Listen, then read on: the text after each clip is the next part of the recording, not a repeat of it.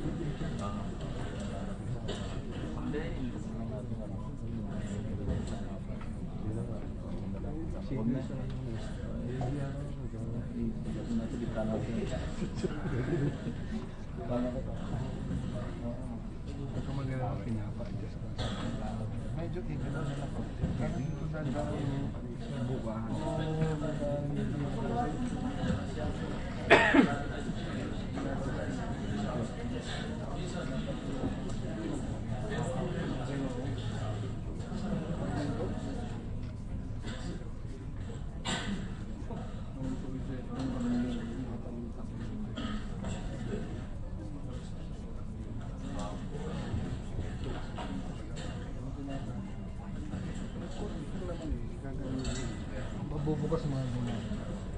Mga ganyan siya. Sabi, mas okay ka. At least may konti dito, di ba? May konti lang naman yun.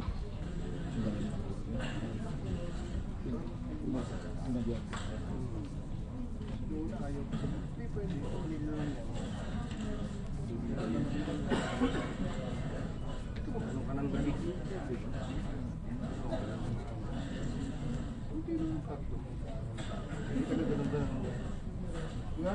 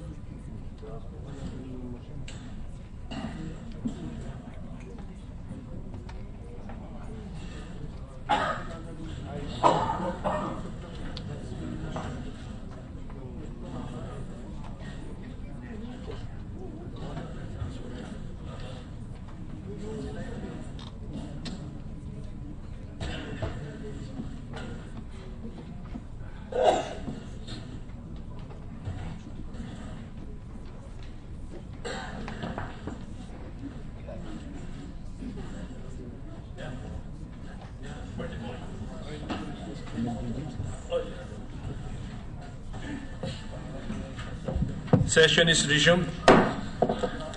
Senator De Lima has the floor. Thank you, Mr. President.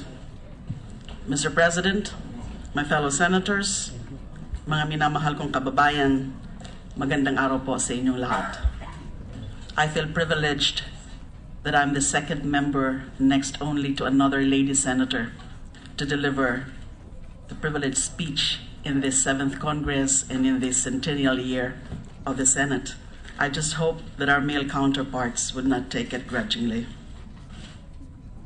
Mr. President, my dear colleagues, I rise on matters of personal and collective privilege concerning a number of issues that now dominate the news and divide our people. Our nation is in crisis. This crisis is the real and present danger posed by the illegal drug trade overwhelming our national fabric. Drug addiction, drug pushing, and drug-related crimes, including bribery and corruption of our public officials, and the penetration of our institutions by powerful drug syndicates, threaten our government, our people, and our society. Any person undergoing a deep and profound personal crisis defends himself from the threat that brought the crisis into his life. In the same way, the nation must defend itself against the threat of the illegal drug trade lording over every aspect of our everyday lives. For so long, we have been complacent about the magnitude of the problem. We have been indifferent to the number of drug pushers that have invaded our communities. We stayed silent as our impoverished youth succumbed to the promise of temporary escape from their harsh and brutish life in the urban and rural areas and became drug dependents. This was the state of the nation in crisis under the threat of illegal drugs until the overwhelming voice of the people voted to office the anti-drug crusader and mayor of Davao City as President of the Republic, none other than President Rodrigo Roa Duterte.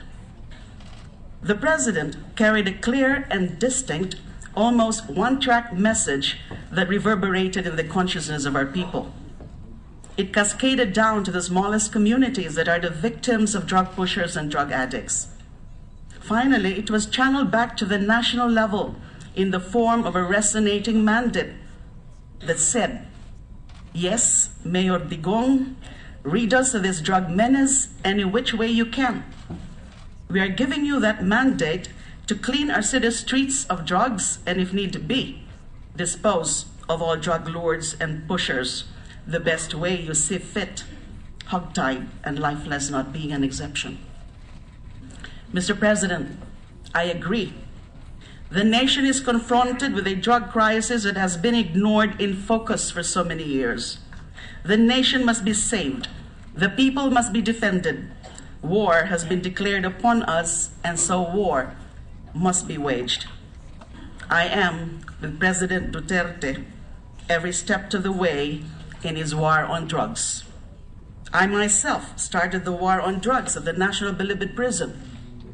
On December 15, 2014, I personally led the raid on the drug lords' dens and took away their power over the rest of the prisoners. I isolated them in Building 14 of the National Penitentiary. This raid started at different entry points of the prison compound in order to catch the drug lords literally with their pants down. It can be described as systematically executed simultaneous raid on each and every drug lord's luxury cabal. I praise the President's determination to make this campaign the centerpiece of his administration when he essentially said, kahit wala na akong ibang gawin hanggang sa katapusan ng aking termino kung hindi wakasan ang salot ng droga sa bansang ito. I myself continued cleaning up the National Bilibid Prison of drugs in follow-up operations before I resigned as Secretary of Justice. This anti-drug campaign at the Bilibid eventually culminated with Oplan Galugad. Together with this is the confirmation that there is no Shabu laboratory inside the National Penitentiary.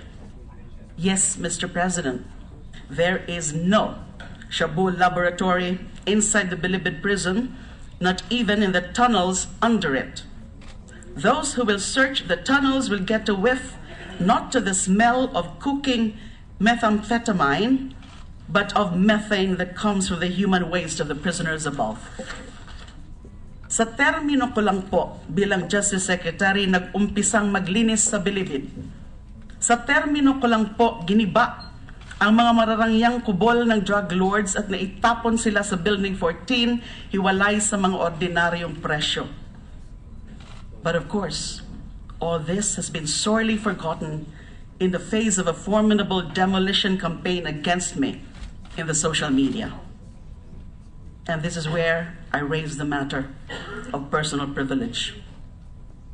Mr. President, I have been vilified and attacked not only in social media, but also by the President's men as a drug lord coddler and protector.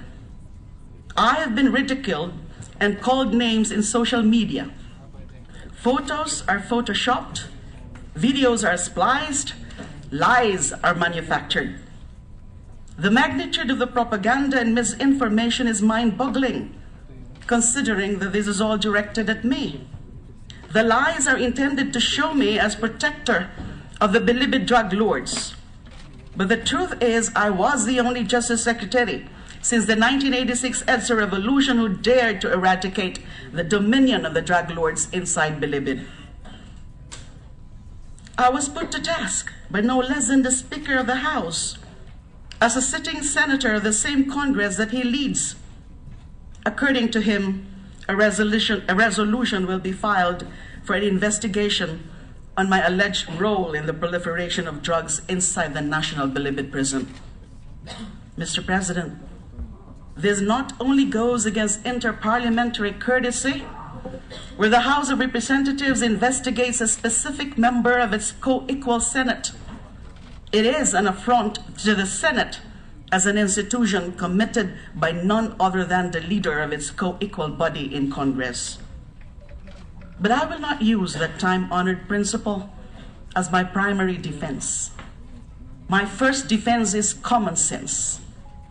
The Speaker of the House promised the investigation of the former Justice Secretary, the Secretary who has been sued and brought to court by the same drug lord subjected to a raid and then secluded inside NBP Building 14. The Speaker intends to investigate me who, like the President and PNP Chief Bato de la Rosa, also received death threats from drug lords, for my success in isolating them from the rest of the prisoners and for preventing them from further conducting their drug trade operations from within the walls of the National Penitentiary. My defense against the Speaker's call for my investigation in the House is not interparliamentary courtesy. That is your defense, Mr. President, when you defend me as a Senator of the Republic and this Senate as an institution from this blatant break of tradition and courtesy between the two houses, and whenever you decide to demand an end to all this foolishness before it blows up in our faces, as I so respectfully request now, Mr. President. My defense against all this vilification is my untarnished record and reputation as a public servant. Before this demolition job was launched against me, both in the social media and by the Solicitor General. My defense is my selfless dedication as the chairperson of the Commission on Human Rights, as a Secretary of Justice, and now as Senator of the Republic. Unlike the well-oiled social media operation that has been singularly organized to cause my vilification, I have no money. I have no resources. My friends consider it as a blessing that I was elected senator through sheer determination and the generosity of relatives, friends, and supporters. Last Friday, Justice Secretary Vitaliano Aguirre claimed that high-ranking DOJ officials from the previous administration were in the payroll of the NBP drug lords. Secretary Aguirre did not mention any name or my name, but going by the previous statements of the Solicitor General and the Speaker, One does not have to be a genius to guess who he is referring to. I am outraged that he has qualified this matter-of-fact statement with the actual truth, that he has yet to create a task force that will yet conduct an actual investigation on his foregone conclusion that indeed there were payoffs to DOJ officials. Mr. President, this is a Justice Secretary confused about his law school memory on how due process works. Accuse only after you investigate. In so many ways, and in all sense of the phrase, the President's men have stood up the world on its head. It is time to put the world back on its feet. Binaligtad na po nila lahat ng kwento tungkol sa maganda nating nagawa sa DOJ ni wala pa palang investigasyon. But despite this, I'm still giving the Solicitor General, the Speaker, and the Secretary of Justice the benefit of the doubt. It is possible that they are merely being peddled these lies about me by agents of vengeance.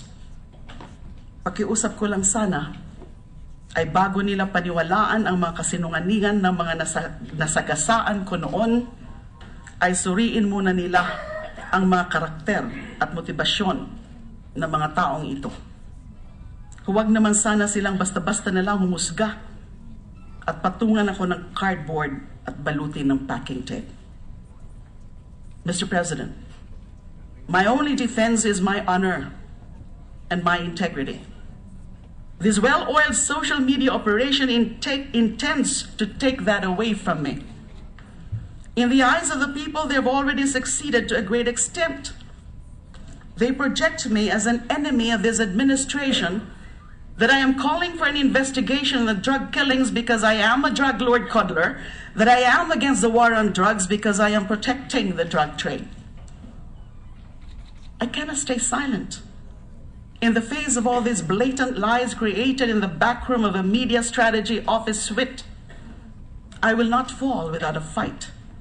I will not go into that good night without nary a whimper, while all these misguided men use the President's war against drugs as their platform to destroy any elected public official who dares question the methods by which this war is waged. I will not surrender my mandate as a Senator of the Republic to these unelected and unaccountable personalities whose own motivations in the demolition of my person is highly questionable and utterly despicable. I cannot let these men run this demolition outfit only for them to accomplish their own personal and political agendas, to curry favor with the President, and to get a larger share of the spoils of executive power. Napagsasamantalahan nila ang bawat pagkakataon sa ngalan ng ambisyon at pansariling interes. Hindi natin pwedeng hayaan na magpatuloy ang grupong ito sa hangarin nilang siraan ang lahat ng balakid sa kanilang ambisyon sa kapangyarihan gamit ang kanilang pagkamalapit sa Pangulo ng ating bansa. Ang tanong lang naman nila sa sarili nila ay, what are we in power for? They generate acclamation or foment fear, whichever works for them. Mr. President, they are doing this to a sitting senator. This is not only an attack against me, but against any senator who dares to be outspoken. Pagkatapos ko, sino po ang isusunod sa inyo na mangahas na tumiwalag sa kanilang marcha, na hindi sasayaw sa kanilang marcha or sa kanilang musika? That is why, ultimately, this is an attack on the Senate as an independent institution. We cannot let anyone use the misfortune of this nation in this drug crisis to advance personal or political agendas. We cannot let anyone use the drug crisis we are now facing to silence all dissenting voices. If we let anyone do this, there will be no single voice left to warn us of our backslide to the depths of barbarity. We do not want a situation where not a single dissenter is left to remind the people that they have just traded the drug crisis with another one, the crisis of our failed humanity as a nation. We cannot go on being indifferent to the daily executions without ultimately becoming a nation bound by a collective sociopathy. The day has already come when we can no longer tell who is morally wrong among us. The 9-year-old street child sniffing rugby, or the policeman who shoots the child in the head for sniffing rugby. This is our descent as a nation into the darkness that these men have created for us. Of course, we must face this drug crisis as a nation. So many have already fallen as victims, both in the number of drug users and in the number of ruined families. Yes, Mr. President, indeed, we must wage this war against drugs. But there must be another way. There has to be another way. There must be a way other than this method that brings us to our collective descent into impunity, fear, and ultimately utter and complete inhumanity. We cannot wage the war against drugs with blood. We will only be trading drug addiction with another more malevolent kind of addiction. And this is the compulsion for more killings that have now included even the innocent. There are now more mistaken identities and collateral damage, and the proportion is rising. And why is the proportion of collateral damage rising? Mr. President, impunity, once unleashed, has no boundaries. It does not care who dies. It does not care who suffers. It does not care who the victims are. Impunity has no sense of right or wrong. It is as amoral as it is immoral. As a human rights advocate and human being, I plead to the government, this administration, and to the president. There must be another way. There has to be another way. We must find another way. I fully support the war on drugs, and I sincerely desire its success. I am one with the president in his relentless and sustained campaign to rid our country of the drug menace. Nais ko lang na ang ating mga pulis at iba pang law enforcement agents ay maging totoong mga alagad ng batas, na sumusunod sila sa batas habang pinaiiral ito, na tumatalima sila sa mga patakaran at pamantayan sa pagsugpo ng krimen at pagdakip sa mga nagkasala, na isinasaalang-alang nila ang pangingibabaw ng batas sa kanilang pagtupad sa tungkulin. And my concern is not only the killings tallied by the PNP as a formal law enforcement agency. At least we can put the PNP to task in our official legislative investigations. My gravest concern lies with the vigilantes of the night now operating almost all over the country. Those harbingers of death spreading the apocalypse of our dehumanization. They match with vigor the killings carried out by the official PNP. And these people we cannot serve with the summons of the Senate. They are faceless. They are unaccountable. The Philippine National Police reported 395 alleged offenders killed in alleged police operations from July 1 to August 1. The daily average is as high as 13 dead during the past 1 month of the current administration. And higher figures are even reported by certain media outlets. And that's now being flashed. Those are now being, the figures are being flashed on the screen.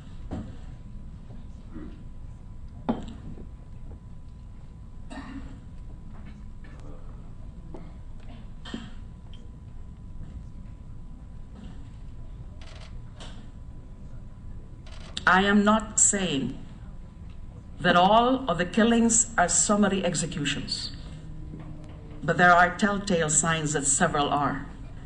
A number of complaints were already filed with the Commission on Human Rights. On top of these are the vigilantes carrying out an ersatz kind of justice, cardboard justice. It is reported that as of July 29, 259 human beings were killed in the hands of these assassins, 7 of them bystanders or victims of mistaken identity. Let's see some specific cases. At late night of July 21, in a Malabon City public cemetery, shot dead were 5, including a mother and her son who were then celebrating his birthday. The unidentified men who sprayed bullets on the group left a cardboard sign that tagged them collectively as drug pushers. The local police, whose outpost stood only about 30 meters from the massacre site, later came up with an incident report linking only 2 and not 5 of the victims to the drug trade.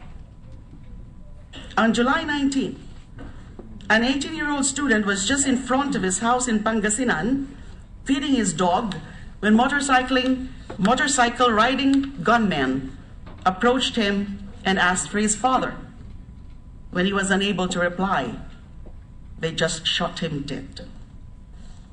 On July 9, anti-drug operations had turned Barangay Purok Islam in Matalam, North Cotabato into a virtual ghost town as many residents left for their safety.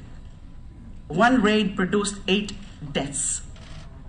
At 2 a.m., heavily armed policemen barged into a house of drug suspects where they were asleep. Some residents claimed that the victims were summarily executed in their bedrooms. A mother of the 2 victims said, I quote, "It was an overkill. My sons were unarmed. We were treated like animals." End of quote. From July 8 to 9, 3 bodies were found separately in Manila with cardboards attached to them saying, "Pusher, hold up for the ko, huwag tularan." The first body was found under a bridge in Santa Cruz, the second in front of the Metropolitan Theater, the third in front of a golf course in Bonifacio Drive. Their bodies were wrapped in packing tape and bore stab wounds. On July 6, 2 women and a man were found dead at an irrigation canal in Llanera, Nueva Ecija. They were found floating in the waterway, blindfolded and hog-tied. They were claimed to be part of the municipal drug watch list. At around 3 in the morning of July 5 in Muntinlupa City, 2 brothers were killed by the police. They were on their way to a hospital for a medical exam following their arrest when they allegedly tried to grab the gun of their police escort. While their mother admitted that his older son was a small-time drug pusher, her younger son was innocent and was never involved in illegal drugs. On July 3, 5 men were shot dead in what the police said was a follow-up anti-drug operation in the Golden Mosque compound in Quiapo, Manila. The wife of one of the 5 deceased claimed there was no shootout. My husband was only trying to fix our water supply that morning when he was shot. He was unarmed. The wife explained, "We are so poor that we can barely afford to buy food. How can we even buy a gun?" And so the gore fest continues. The fact that our attention span has waned, as I enumerated, only a fraction of these killings already shows how desensitized we have grown to the killings as mere numbers and statistics. We now casually eat our breakfast watching human beings wrapped in packing tape or lying in pools of blood. Sa araw-araw na lang po na ginawa ng Diyos mula nang maging malinaw ang resulta ng nakaraang eleksyon, nasanay na tayo ng ating almusal ay suman na bangkay at dinuguan. We must force ourselves to be reminded that the victims are always flesh and blood to their families and loved ones. Hindi po sila suman o dinuguan. The killings have become so common the mass media settled for fill-in-the-blank template news reports, differing only in the place, time, and name of the victim, if the victim even has a name. The what and the how remain the same. News write-ups carry the standard explanation for cardboard justice. But how are we exactly to know if the killings were simply cover-ups for the involvement of members of the police in the drug trade, or just simple cases of personal vendetta? Mr. President, truth now in this country are lines of acrylic marker on a cardboard. Kahit ano na lang isulat sa cardboard ay pinapaniwalaan ng kaagad. This is just a variation of the meme in social media. Get a photo, get a cardboard, write words, and the people will believe anything. Both the vigilantes and the social media operators take this nation as a nation of meme believers. Tama na po ang mga meme. Tama na po ang cardboard. Mas malalim po ang katotohanan. While the social media operators introduce to us DIY, do-it-yourself, truth, the vigilantes have introduced to us DIY justice. Never mind the police investigation, never mind the public prosecutor, never mind the courts and the judges. This is do-it-yourself justice at work. All you need is an acrylic marker, a cardboard, some packing tape, and of course, something to stab or shoot the victim with. And there is no filing fee. As for the killings carried out supposedly in pursuit of police work, there is a usual explanation that the executions were done in the course of legitimate law enforcement operations. Nanlaban daw, nakipagbarilan daw, ng agaw daw ng baril habang nakaposas. Pero alam naman po natin na minsan ay style bulok na yang mga paliwanag na yan. We are aware of incidents of police rob-outs. We know about the shortcuts taken by some law enforcers in the guise of self-defense. The use of force, it appears in some cases, may not be necessary, or if necessary, was not proportional. We still have a system of law that processes and punishes wrongdoers. We have our Bill of Rights that accrued the right to be presumed innocent. What is worrisome in this situation is that the war on drugs is becoming a convenient pretext for misguided or utterly corrupt law enforcers to kill just anyone. Ang magagandang layunin ng gyera laban sa droga ay nasisira nitong mga karumal-dumal na pagpatay. Tandaan sana natin na ang pagpatay na walang katwiran at walang legal na basehan ay krimeng malinaw. Ito ay illegal. Ito ay immoral. I must admit, the public reaction to these executions is not in favor of those who oppose it. A 91% approval rating for the president and what he stands for is a formidable record. But we cannot base our reactions to these killings on the popularity of the president. Popular or not, murder must stop. S-T-O-P. Stop. Stop the killings now. There might not be a manifest public outcry, but there is definitely a seething undercurrent of remonstration against the disregard for human life. Students armed with nothing but courage and conviction have started to act. They are protesting with cardboards on their chests, telling us that no one is safe. If these students who do not have the protection of position or power raise their voice against these daily assassinations and rob-outs, what does it make of me, an elected senator, if I keep silent? Last Friday, the Ateneo de Manila University, through its president, Father Jet Villarin, issued a statement condemning the nation's acceptance of these killings as the new normal.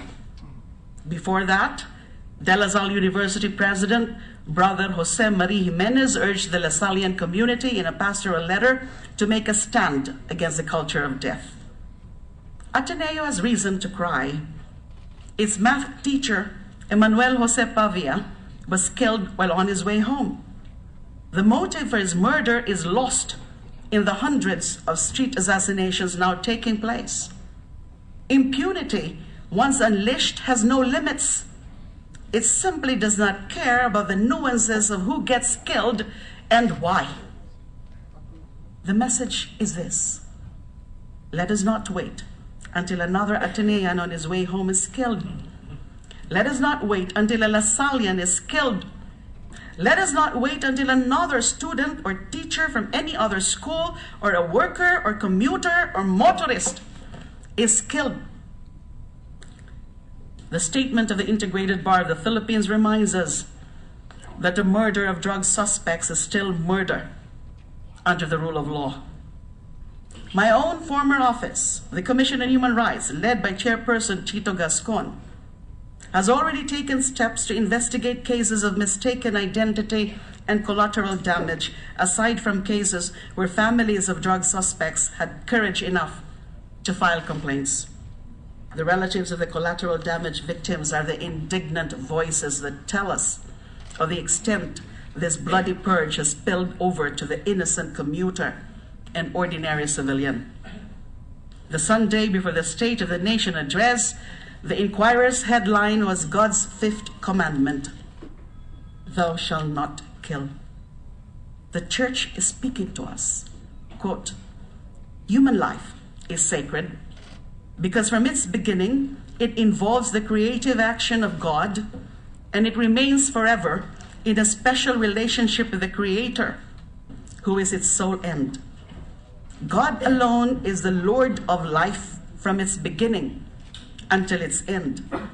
No one can, under any circumstance, claim for himself the right directly to destroy an innocent human being." End of quote. Mr. President, these are the voices trying to wake up a person sound asleep while his house is burning. But he is in a hallucinating dream of a country's redemption by bloodletting.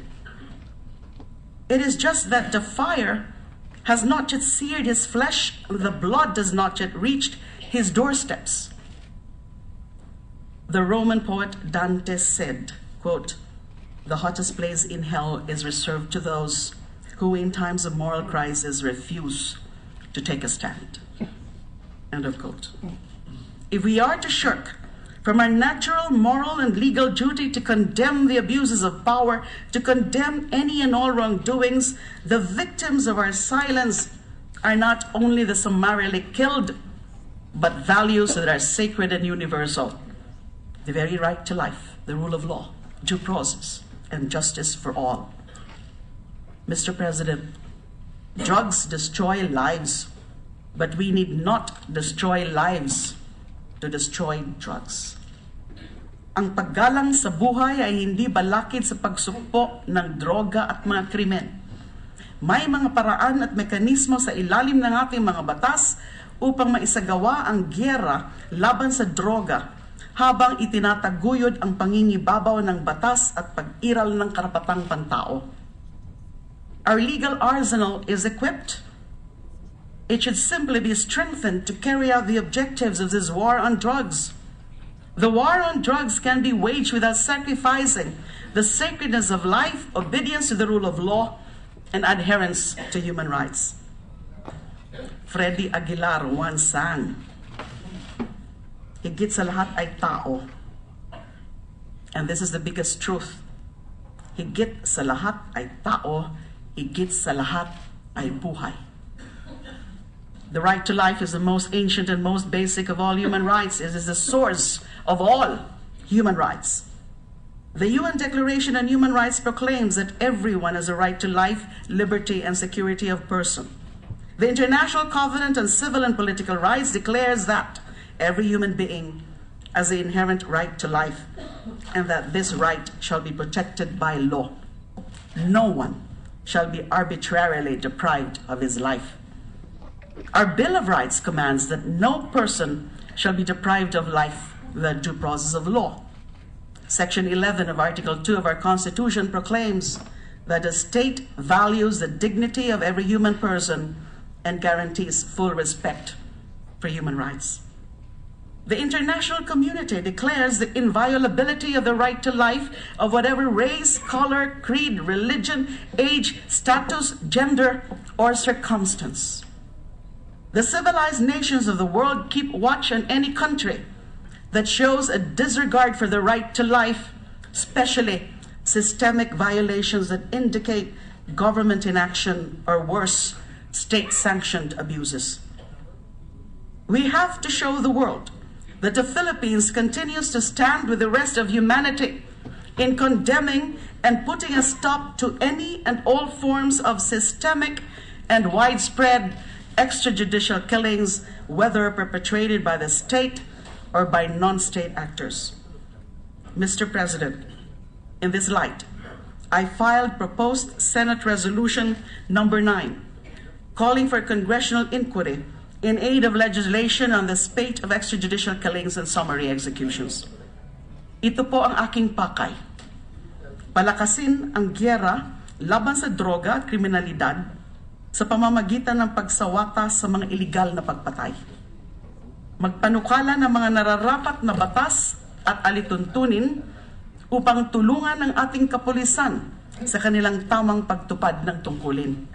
At higit sa lahat, palakasin pa ang sistema ng ating mga batas para matiyak ang pag-iral ng batas at paggalang sa karapatang pantao. Malinaw po na ang laban na ito ay hindi lamang pansariling laban ni Laila de Lima. Ito ay laban ng mga karaniwang Pilipino para sa pagbabago, para sa pagyabong ng buhay, para sa kaginhawaan ng pamilya, para sa katiwasayan ng pamayanan, para sa kaayusan ng pamahalaan at para sa kabutihan ng lahat. If this administration is sincerely concerned about the spate of killings of suspected criminals, as it pronounced once before the media, then it should welcome the Senate inquiry. However, even before any Senate resolution was filed, the Solicitor General and the PNP chief have already made pronouncements that they will not attend any Senate inquiry even when invited or summoned. The premature position of some administration officials is regrettable. The bloody drug war advocates are fomenting a hate campaign against those in the media, civil society, the religious and private sectors, and the academe. Despite this hate campaign, we have to continue opposing the murder of the innocents as well as that of the suspects. We must call for the accountability of state actors responsible for this terrifying trend in law enforcement and the investigation of killings perpetrated by the vigilante assassins. In the campaign against criminality, we cannot applaud criminal methods merely because we are left unaffected. Life has more value than an accusation written in a piece of cardboard, whether you are rich or a scum of the earth. Mr. President, needless to say, all lives matter. Katulad po ng pagmamahal ko sa aking dalawang anak at sa dalawa kong apo, mahal ko po ang bayang ito. Katulad po ninyo, mga kapwa ko senador, mga kababayan, mahal ko ang bayang ito. Katulad po ninyo, mahal na Pangulong Rodrigo Duterte, mahal ko po ang bayang ito. Hayaan niyong akong mahalin ang bayan natin sa pamamaraan na naaayon sa aking damdamin at sa aking tungkulin. Hayaan niyo akong maging boses ng mga hampas lupang walang kapangyarihan dahil marami na sa atin ang boses ng mga nasa kapangyarihan. It is the powerless and the helpless who most need our love and protection, not the powerful. My fellow senators, Mr. President, that is what we are in power for. Kaya po tayo binigyan ng kapangyarihan bilang mga senador para mahalin ang mga walang kapangyarihan at tulungan sila na sagipin ang kanilang sarili mula man sa pag-abuso ng droga o sa pangkalahatang paghihirap sa buhay. Ang ating kapangyarihan ay para sa mga walang kapangyarihan. Ang ating pag-aruga ay para sa mga nangangailangan ng ating tulong at pag-unawa. Magandang hapon po sa inyong lahat. Thank you. Majority Leader, Mr. President. Senator Cayetano is recognized. Mr. President, will the lady yield to some questions?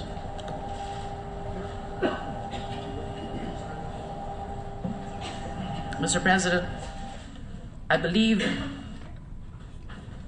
that a privileged speaker has also the privilege to decline an interpellation. Precisely as a privileged speech is not a sponsorship of any bill or resolution. So I respectfully decline. Thank you. Mr. Speaker, Senator Mr. Cayetano. President, it is indeed the right of any senator or speaker to decline. But traditionally, I think in my 18 years in Congress, this is only the